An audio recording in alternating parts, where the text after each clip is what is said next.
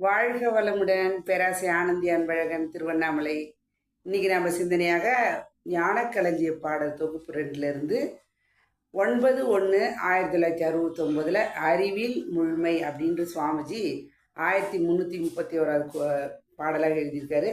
அதை நம்ம இன்னைக்கு சிந்தனைக்கு எடுத்துட்டு நம்ம செயல் புரிவோம். அன்னமய கோஷத்தில் மனம் கட்டுண்டு அந்நாளில் உடலே நான் என்றிருந்தேன். அவா முதல் அருகுண எழுச்சி ஓங்கி அடைந்த துன்பங்களை நான் விளக்கப் போகா. என்னை அறிவாய் உயிராய் மெய்யை கண்டேன். இந்நிலையில் ஆனந்தமாய் பேருற்றேன். ஈசனே உலகுக்கு உயிர் உணர்வாயுள்ள இவ்வுண்மையை உணர்ந்து விட்டேன், அமைதி பெற்றேன் அப்படின்னு கொடுத்துருக்காரு. அன்னமய கோஷம். கோஷம் அப்படின்னாவே ஒரு உரை. அதாவது பார்த்திங்கன்னா இப்போ கத்தி சொருவாங்க உரை இல்லைங்களா, அது போல் அந்த காலத்தில் கிராமத்துங்களில் பயிர் வகைகள் என்ன பண்ணுவாங்க, பொருள் கெட்டு போகாமல் இருக்கிறதுக்காக நெல் உரை, கம்பு உரை, கேழ்வரகு உரைன்னு சொல்லிட்டு பெருசாக ஒரு ஆள் உயரத்துக்கு உயரம் வச்சுருப்பாங்க. மேலே கொட்டிடுவாங்க. ஒரு வருஷத்துக்கு அந்த பயிர் சேஃபாக இருக்கும், வண்டு பூச்சிலாம் இல்லாத. கீழே ஒரு டோர் மாதிரி திறந்து அதில் வேணுன்றது எடுத்துப்பாங்க. அந்த உரைக்குள்ளே என்ன இருக்கோ அதுதான் அதை கொட்டுவாங்க. அதுபோல் நம்ம என்ன பண்ணுறாங்க, அன்னமயம் அப்படின்னா, மயம்னா நம்ம மயக்க நிலை. அன்னம் அப்படின்னாவே உணவு தான். அதாவது சில பேர் சொல்லுவாங்க, எதுக்காக வாழறீங்க அப்படின்னா, நல்லா சாப்பிடணும், நல்லா தூங்கணும் அப்படின்னு சொல்லுவாங்க. அதுபோல் அந்த அன்னமய கோஷத்தில் கட்டுண்டு இருந்த மனம் என்ன பண்ணும் அப்படின்னா, அந்நாளில் அதுபோல் அந்த மயக்க நிலையில் நம்ம என்ன பண்ணுறோங்க, உடல் கட்டுண்டு மனம் கட்டுப்படும் போதே அதுக்கு நம்ம எல்லாமே அடிக்ட் ஆகிடும். அந்த நாளில் நம்ம என்ன பண்ணுறோங்க, உடலே நான் அப்படின்னு அவர் சுவாமிஜியே இருந்திருக்கிறார். ஏன் அப்படின்னா அது மயப்பட்ட நிலையில் நம்ம. அப்போ அவா முதல் அருகுண எழுச்சி ஓங்கி.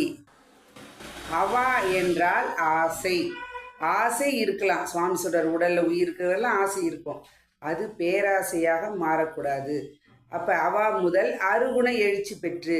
ஆசை தான் எல்லாத்துக்குமே மூல காரணம். பேராசை ஆசை கிடையாது. பேராசை, சினம், கடும்பற்று, முறையற்ற பால் கவர்ச்சி, உயர் தாழ்வு மனப்பான்மை, வஞ்சம். இந்த 6 குணமாக வயப்பட்டு என்ன பண்ணுங்க, நான் அப்படின்னு மனம் என்ன பண்ணுங்க, அதுலேயே நம்ம மயங்கிடுது. அப்போ அடைந்த துன்பங்கள் தான் விளக்க போகா. அதால் என்ன பண்ணுதுங்க, துன்பங்கள் தான் அதிகமாக இருக்கிறது. அதுலேருந்து நாம் மீண்டு வர முடியல. ஏன்னா பேராசை தான் சினமாக, ஆசைக்கு தடை தான் சினம். அப்போ சின்ன வாய்ப்படும் போது செல்லாத போது என்ன பண்ணுங்க, கவலையாக மறுபடி 6 குணமும் நமக்குள்ளே வந்து கொண்டே இருக்கும். அப்போ அடைந்த துன்பங்கள் சொல்லவே முடியாதுன்றார். அந்த அளவுக்கு துன்பங்கள் எல்லாருக்குமே. என்னை அறிவாய் உயிராய் மெய்கண்ட. என்னை அறிவாய் உயிராய் மெய்கண்ட அப்படின்னா என்னங்க, இறைவன், இறைநிலை என்னை இதாச்சுட்டாங்க, உயிராக இருக்கிறதா தான் நான் அதை அறிவாக பயன்படுத்தி நான் யோசித்து கொண்டு நான் வாழ்க்கையை வாழ்ந்து கொண்டு இருக்கிறேன். அப்போ அது இறைவன் தான் எனக்குள்ள உயிராக அறிவாக இருக்கிறான்னு தெரிஞ்சிட்டோம் அப்படின்னா இந்நிலையில் ஆனந்தமாய் பேறு பெற்றேன். நேர்னு நம்ம ஒரு பாடலை அடிக்கடி சொல்லுவோம், உடலாய் என்னை நினைத்தேன், துன்பங்கள் தான் வந்தது. அப்போ உடல் உயிர் ஊடறிவாய் உன்னை நினைந்த போது, இறைவனை உணர்ந்த போது என்ன ஆகுதுங்க, எண்ணிலடங்காத மகிழ்ச்சி. அப்போ இந்நிலையில் என்ன பண்ணுங்க, ஆனந்தமாய் பேறு பெற்றேன். ஈசனே, இறைவனே, உலகுக்கு உயிர் உணர்வாயுள்ள. உயிர் சுவாமிஜி மட்டும்தான் சொன்னார், மனதின் படர்க்க நிலையே உயிரின் படர்க்க நிலையே மனம். அப்போ நான் உயிரை பிடிச்சிட்டேன் அப்படின்னா மனதை நான் பிடிக்கலாம். உண்மையை உணர்ந்து விட்டேன். எந்த உண்மையை, நான் உயிரை பிடித்தேன், அதனால மனதை அமைதிப்படுத்துகிறேன். மனம் அமைதி பெறும்போது உடல் அதுக்கேற்ற தன்மையாக மாறுகிறது. மனம் அதுக்கேற்ற எண்ணங்கள், அதுக்கேற்ற செயல்பாடுகள், அதுக்கேற்ற உடலும் ஒத்துழைப்பு தரும். அந்த நிலையில் இவ்வுண்மையை உணர்ந்து விட்டேன், அமைதி பெற்றேன் அப்படின்றார்.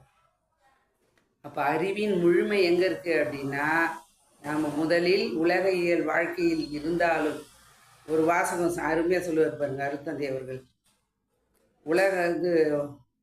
உலக பொருள் உடலுக்கும் உண்மை பொருள் உயிருக்குன்னுவர். அப்போ உலக பொருளில் நம்ம இருந்தாலும் இந்த உடல் அனுபவித்தாலும் உயிர் என்ன இருக்குங்க, மனதை இறைவனோடு நம்ம கனெக்ட் பண்ணிட்டோம் அப்படின்னா வாழ்க்கை சுகமாக இருக்கும் என்று சொல்லி நாம் அமைதி பெறுவதற்காகவும் பிறவி பெருங்கடல் நீந்துவதற்காகவும் தான் நாம் பிறவி எடுத்து வந்துள்ளோம் என்பதை உணர்ந்து வாழ்க்கையை சிறப்பாக வாழ மனவளக்கலை உலகம் பூராவுமே எல்லா இடத்துலையும் இருக்குது. மனவளக்கலை அப்படின்றத வாழ்க வளமுடன் அப்படி சொன்னாவே எல்லாருக்கும் தெரியும். ஸ்கை யோகான்னு யூடியூப்பில் இருக்குது.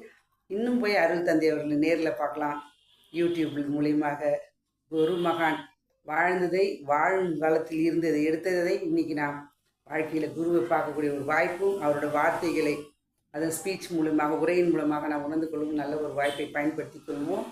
இந்த ஒரு அற்புதமான வாய்ப்பை கொடுத்த இறைநிலைக்கும் குருவர்களுக்கும் இதுகாலம் செய்யும் எடுத்த அனைத்து நல் அன்பு உள்ளங்களுக்கும் நன்றி நன்றி நன்றி. மீண்டும் ஒரு கவிதையோடு சந்திப்போம், சிந்திப்போம். வாழ்க வளமுடன்.